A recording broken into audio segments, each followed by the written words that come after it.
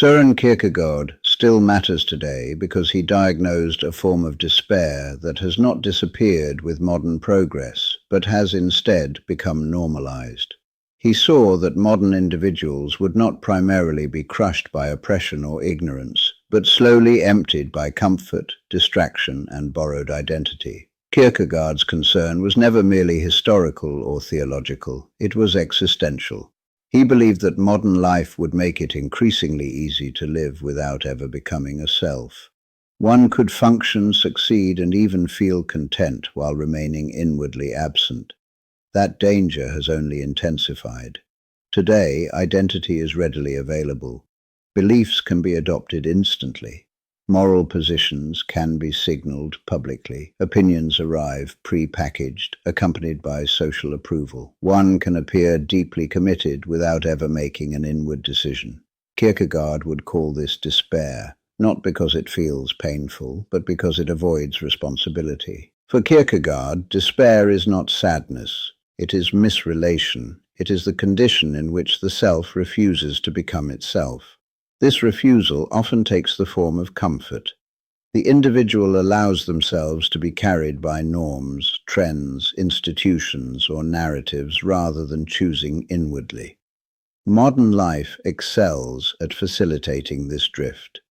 Algorithms decide what we see. Social systems reward conformity. Cultural language tells us what to feel and how to express it. Kierkegaard would insist that this environment does not destroy the self violently. It dissolves it quietly. This is why his insistence on inwardness still matters. Inwardness for Kierkegaard is not introversion or withdrawal. It is the refusal to live at second hand. It is the demand that truth be something one lives, not something one displays.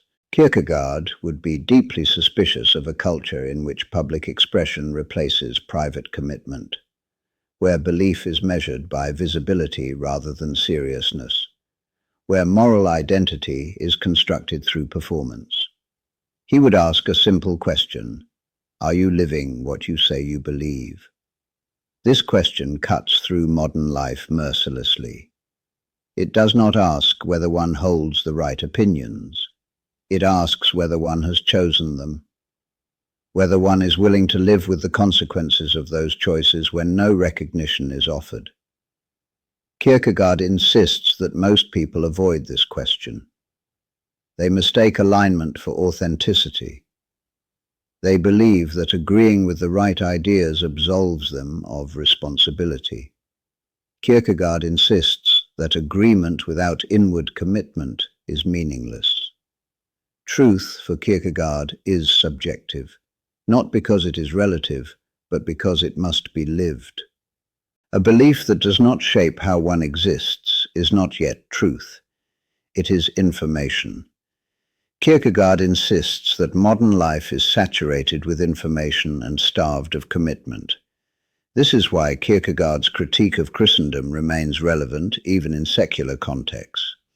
His target was not belief as such, but institutionalized belief, belief that no longer demands anything from the believer.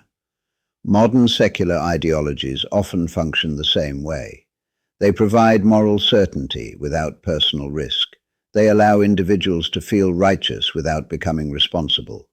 Kierkegaard would see this as a secularized version of the same problem.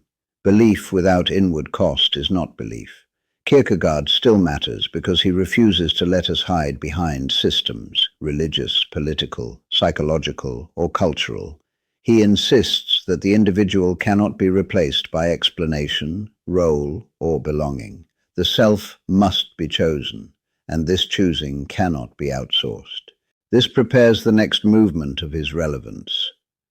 If modern life encourages drift and borrowed identity, Kierkegaard's insistence on anxiety, decision, and commitment becomes a corrective, one that modern culture resists but desperately needs. Søren Kierkegaard matters today because he refuses the modern fantasy that existence can be made safe. He insists that any attempt to eliminate risk, anxiety, and uncertainty from life does not liberate the individual, it diminishes them. Modern culture treats anxiety as a malfunction. Kierkegaard treats it as a disclosure. Anxiety reveals that the individual is not fixed, not determined, and not fully explained by circumstance. It arises because freedom is present. Possibility opens before the individual, and with it comes the terrifying awareness that one must choose. Modern life responds by trying to manage anxiety away. We reduce uncertainty, optimize routines, stabilize identities, and surround ourselves with reassurance. Kierkegaard would say that these strategies often succeed psychologically, but fail existentially. They make life calmer. They also make it shallower. Kierkegaard insists that anxiety cannot be eliminated without eliminating freedom. To live without anxiety would be to live as something determined, an object rather than a self. Modern culture promises peace. Kierkegaard insists that peace purchased at the cost of freedom is not peace at all. This is why his philosophy remains uncomfortable. He does not offer techniques, he offers a demand. The demand is simple and unbearable. Choose yourself without guarantees. Modern life is structured to avoid this demand. Choice is framed as preference. Identity is framed as expression. Commitment is framed as alignment. Kierkegaard insists that these framings drain choice of seriousness. They turn existential decision into lifestyle selection. To choose oneself, for Kierkegaard, is not to select from options. It is to bind oneself. The individual commits to a way of existing without knowing whether it will succeed, be validated, or make sense in retrospect. Modern culture resists this kind of binding. It encourages flexibility, reversibility, and exit. Kierkegaard insists that a life without binding commitments cannot become a self. Without commitment, the individual remains suspended, always open, never chosen. This suspension may feel liberating. Kierkegaard insists that it is another form of despair. This is why Kierkegaard's insistence on decision still matters. Decision for him is not about choosing correctly. It is about choosing seriously. It is about accepting that one's life will take a definite shape, and that this shape cannot be endlessly revised without cost. Modern life promises infinite revision. Kierkegaard insists that selfhood requires limitation. To become someone is to foreclose possibilities. To choose is to exclude. Modern culture resists this exclusion, treating it as loss. Kierkegaard insists that without it, no self can form. This insight runs against contemporary ideals of openness and self-expression.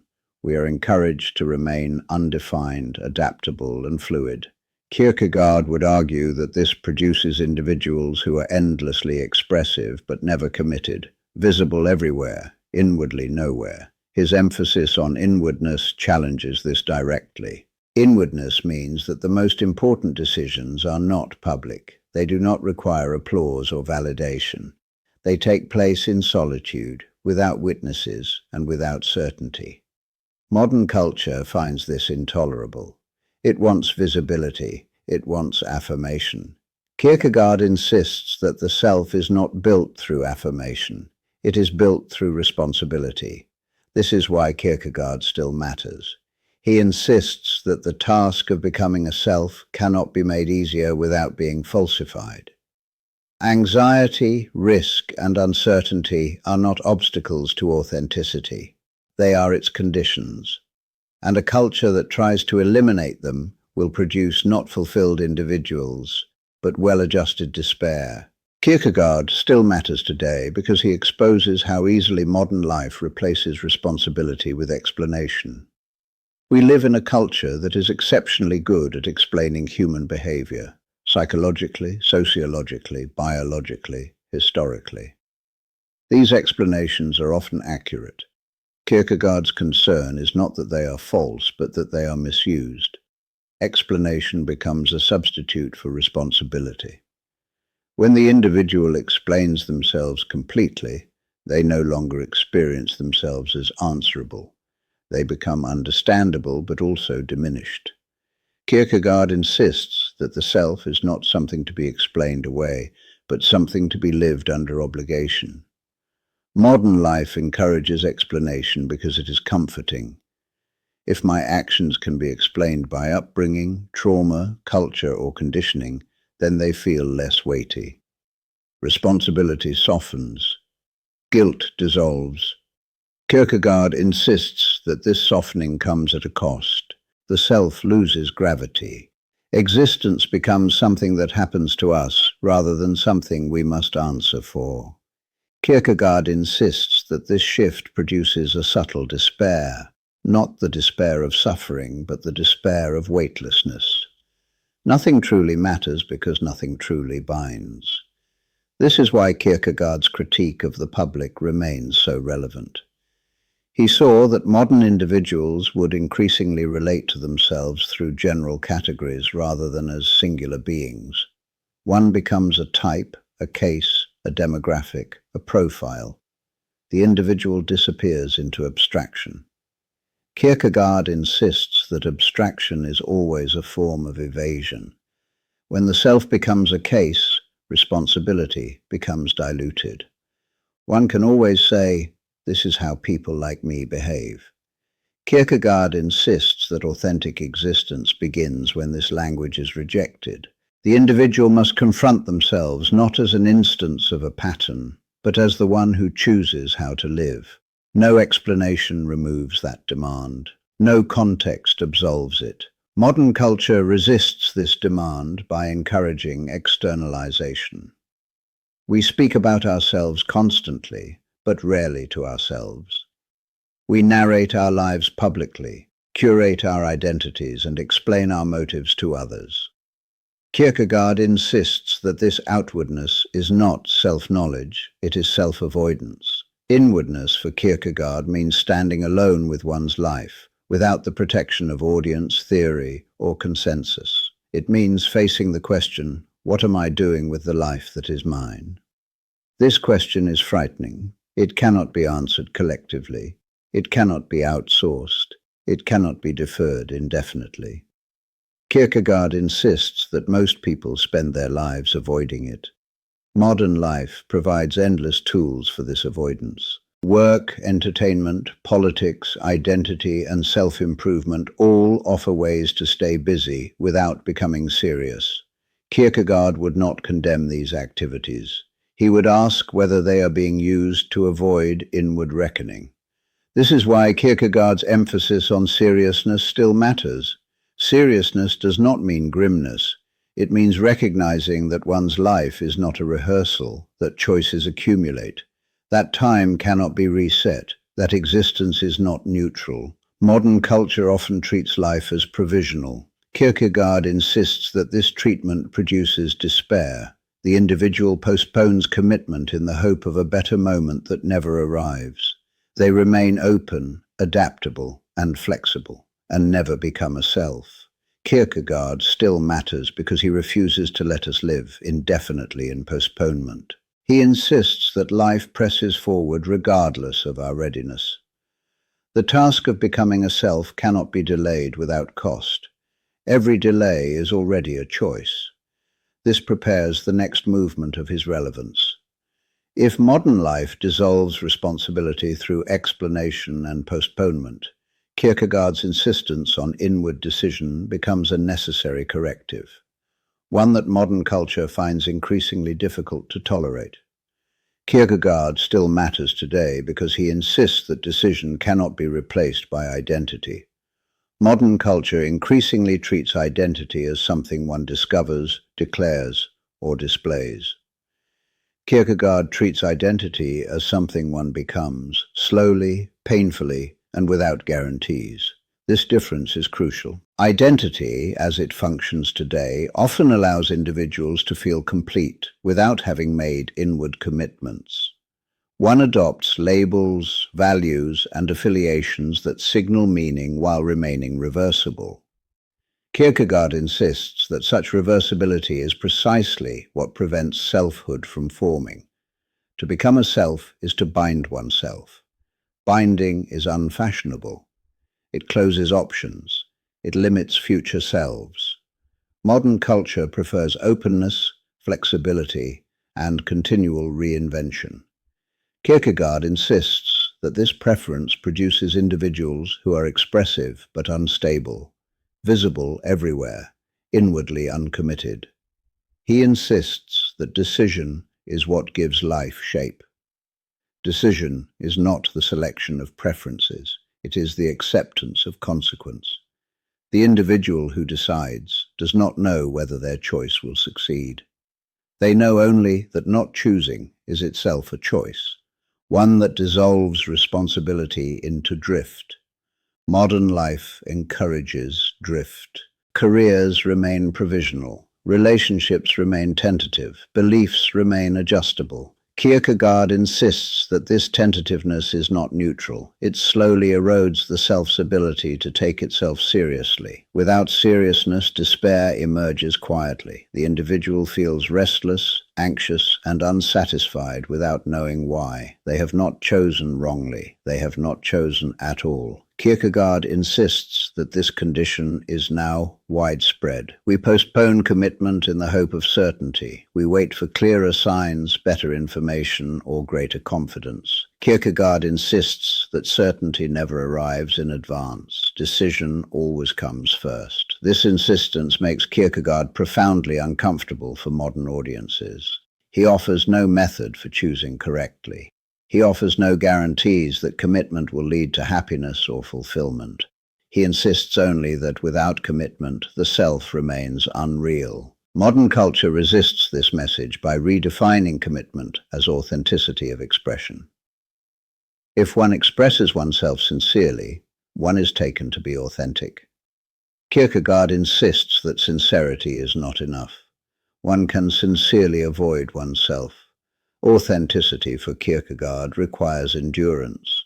The individual must remain faithful to a chosen way of existing, even when it becomes difficult, unrewarding, or misunderstood. Modern culture celebrates self-expression. Kierkegaard demands self-continuity. This demand feels heavy.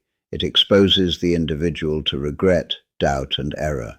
Kierkegaard insists that these risks are unavoidable. A life without risk is not a life without suffering. It is a life without selfhood. Kierkegaard's relevance today lies in his refusal to make existence safe. He insists that meaning cannot be optimized, curated, or engineered. It emerges only where the individual accepts the weight of decision without knowing the outcome. This is why his thought remains a challenge to contemporary ideologies of self-care and personal growth. Growth is often framed as improvement without loss. Kierkegaard insists that growth involves loss of alternatives, loss of comfort, loss of innocence. One becomes something by no longer being everything. Modern life resists this loss. Kierkegaard insists that without it, the self never arrives. This prepares the final movement of his relevance. If modern life encourages drift, explanation, and reversible identity, Kierkegaard's insistence on inward decision reveals why so many people feel lost, despite unprecedented freedom. The final part will draw this together and show why Kierkegaard remains not merely relevant but necessary. Kierkegaard still matters today because he refuses to let modern individuals mistake freedom for fulfillment. We live in an age of unprecedented choice. Options multiply endlessly: careers, lifestyles, beliefs, identities.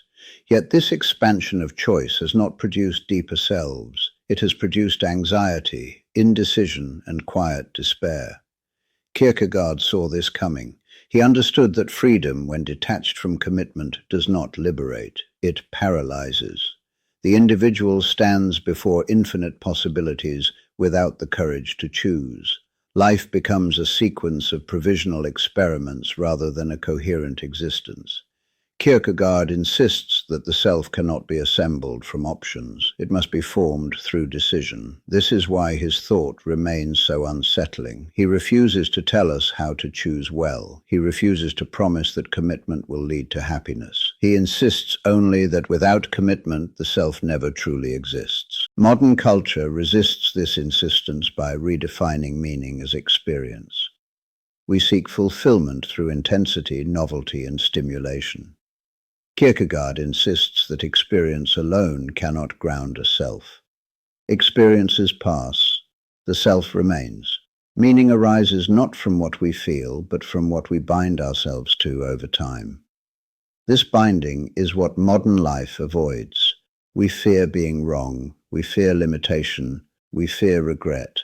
Kierkegaard insists that these fears cannot be eliminated without eliminating selfhood itself.